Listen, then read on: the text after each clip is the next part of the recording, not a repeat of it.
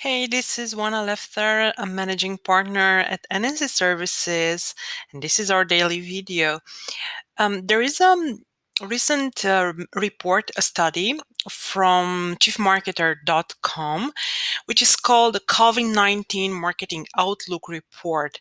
And the most interesting things in this report is that they actually compare how the strategy and the activity was before COVID-19 or how it was planned by marketers, by chief marketers, and what happened after. And this will also give you a sense of what is going to happen next.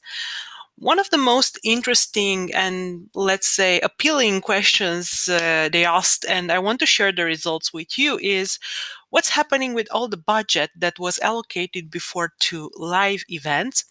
Because many companies, industries in B2B and B2C allocated a lot of budgets up until now to live events. We actually had customers or know companies in the market that used events as their only channel, marketing channel and sales channel since ever. And they were doing about nothing in digital. So they obviously needed to adapt. So let's get back to the question. To which aspects of your marketing budget are you reallocating funds previously directed towards live events?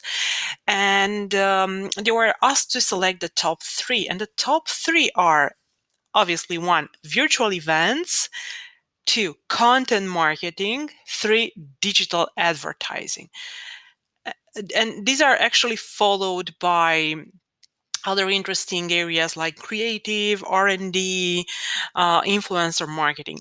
So this will also give you an idea of what you can do when you are planning your strategy for 2021, because some of the measures that are now in place during COVID-19 will most probably continue next.